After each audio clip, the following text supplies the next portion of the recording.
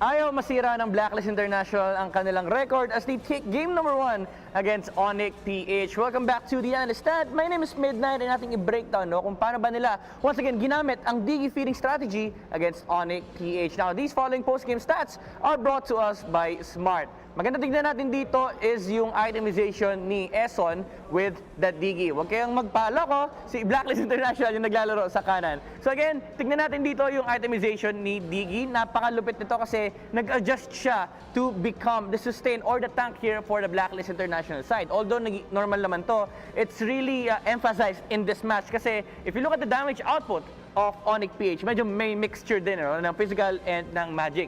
So ang pinakamagandang adjustment na ginawa niya rito is after getting the warrior boots, bumili siya ng antique kiras and then Athena shield. Importante to kasi malilimit nila yung damage prowess ni Lancelot ng early game kasi may binibigay na reduction yung antique kiras and at the same time Athena shield para mabawasan yung damage output ni Kagura pati ni Matilda kasi yung poke damage nila ay napakataas din. And the key component of Blacklist International is once again grouping up, no? Kailangan nilang gamitin yung Digi with the times journey pagdating na mid-game para malimit yung control ng onic PH pagdating sa team fights ng mid-game. And yung link natin dito, no? Actually napakaganda rin ng kanyang item build-up. After the Demon Hunter Sword, Endless Battle, and Berserk's Fury, he went for the Thunderbelt para lang masigurado niya na kapag bumababa siya, may sustain siya against the Lancelot. Again, these game highlights, these following post-game stats are brought to us by Smart. Now, let's look at the game highlights na hatid sa atin ng Smart. Makikita natin dito kung paano nilaro ng Blacklist International yung game nila against onic PH. You would be misled, no, by the kills kasi nakakakuha ng maraming kills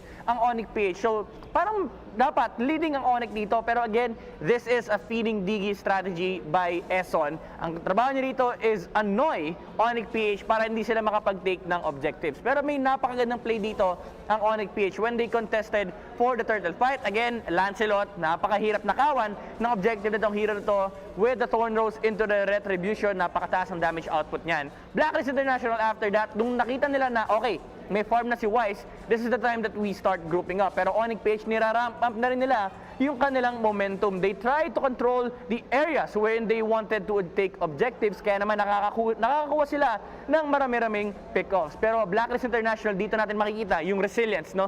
Lalo ni Edward on the Lapu-Lapu. Napakaganda nung binibigay niyang hold for Blacklist International, giving enough time for his teammates to actually respond. Napakabilis rumisponda ng Blacklist dito dahil meron silang Ling.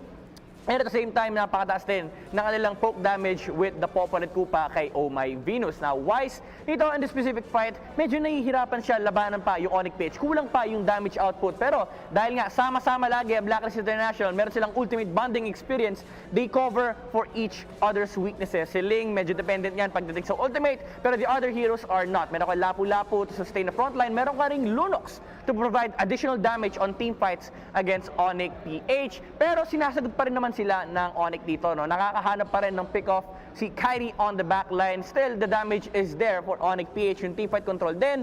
But, nababawasan na yung effectivity ni Johead, pati na rin ni Matilda because of the presence of the Digi. Nakikita natin dito, again, sama-sama lang lagi ang Blacklist International, and that's the reason why onic PH found it really hard to deal with this kind of presence kasi nga covered sila with each other. Kulang sila pagdating sa teamfight control because of the Digi, and at the same time nag-scale na yung mga heroes ng Blacklist International towards the late game. And the late game brought to us by Wise here is really the key here for Blacklist International. That's why he is the MVP of the game. This MVP is brought to us by Smart, Ling on Wise. Marami nagsasabi na Granger only lang daw ang Blacklist International, pero pineflex na tayo ni Wise dito with his amazing use of the Ling. Napakaganda ng mechanical prowess na pinapakita niya sa atin. KDA of 419, a hero that is really dependent on his ultimate, which is the Tempest of Blades. Pinakita niya lang sa atin dito na kaya naman makipagsabayan dahil napakataas 100% win rate on the Aldous pick here for Blacklist International as they take game number 2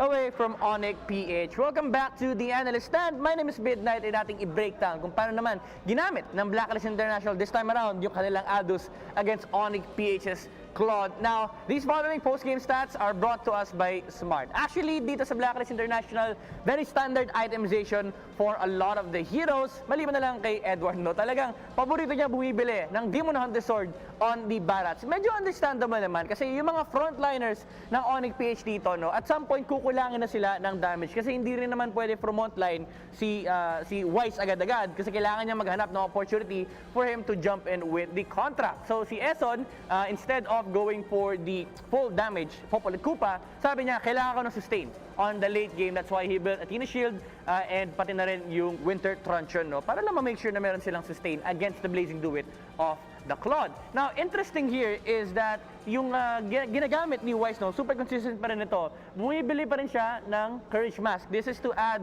the Courage buff onto the Aldous, and at the same time yung passive na binibigay na move speed na mask, it really does benefit Aldous during these team fights kasi napakabilis niya mag-maneuver kung sino man yung susuntukin niya. Now, there are key difference here for the scaling of the lineup ng dalawang team na to, no. Blacklist International, sila yung ultra late game pero meron din naman silang early game component, while onic PH, they're the mid game and the late game. So makikita natin dito sa ating game highlights kung paano in-address ng Blacklist International yung timing ng lineup ng onic PH dito sa ating game highlights na hatid sa atin ng Smart. Now, Blacklist International, if you look at their draft, i-expect mo na magpa-farm lang sila with their heroes. Pero ang ginawa nila is they know that they have a little bit of the timers on the early game. Meron silang Popolit Kupa with the poke damage, meron din silang Hayabusa for the backline assassination. So ang kailangan lang nilang gawin is isama nila si Edward sa kanilang engagements for them to at least put a lid on onic PH's farming space. Kasi kapag hinayaan lang nila mag-farm yung onic PH, malulugi sila sa late game. Baka hindi sila umabot sa ultra late game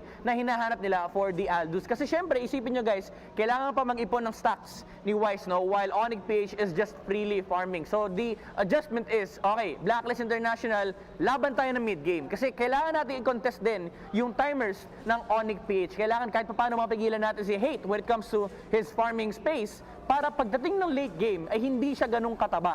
So the idea is for Blacklist International, contest onic PH, no? Not essentially utilize their mid-game timers, pero at least contest onic PH para yung late game nila, kapag dumating na yon, it's already ultra late game for Blacklist International. Kaya ang dami nating skirmish na nakikita kasi Blacklist International gusto nila na lumalaban ng onic PH. Kailangan nag-allocate sila ng resources for them to fight against Blacklist para hindi ganun kaganda yung space or yung farming time ni Hate on the Claude. Pero nung umabot tayo sa point na, okay, kaya nang lumaban din ng onic PH, nakikita natin kahit paano nahihirapan pa rin ang Blacklist International kasi there's so much damage that is coming out from the lineup of onic PH. Dagdag pa natin yung mga pogi points, no? Yung mga pogi points ni Jay, pati na rin ni Kyrie bursting down the Hayabusa. Actually, napakarami niyan, no? Yung perfectly timed feathered airstrike onto the Hayabusa after the shadow kill. Pero this time around, nakita natin yung timing talaga. Importante here, importante rito para sa onic PH kasi muntik na nilang mapatay si Wise, pero nagkaroon pa rin siya ng enough HP and shields to sustain the fight. Yan yung bigay sa kanya ng Oracle. Pagdating sa endgame, no, endgame clashes ng Blacklist International, wala naman silang natural tower taker. Although si Wise pwede nyo sapak-sapakin yung tore, as much as possible, you'd want that on the heroes of onic PH. Kailangan maubos mo muna yung heroes ng onic bago ka mag-take ng base. Yun naman yung advantage ng onic PH. Napakagandang pang defensive lineup nung kanilang mga heroes. They can defend their base all day long. Etong specific team fight na to, nakita natin si Hate, ginamit niya yung kanyang Blazing Duet against the Popolit Kupa of Blacklist International. Pero after the immortality has popped, nag-flicker out lang si Eson. So essentially nasayang yung kanilang ultimate commitment against Blacklist. And the next fight, ito na yung final moments ng onic PH. After the takedown on Kyrie, props to Edward by the way, talagang lahat ng hero na makita niya sa frontline, kinakagad na kagad para ma-force agad yung onic na mag-back out.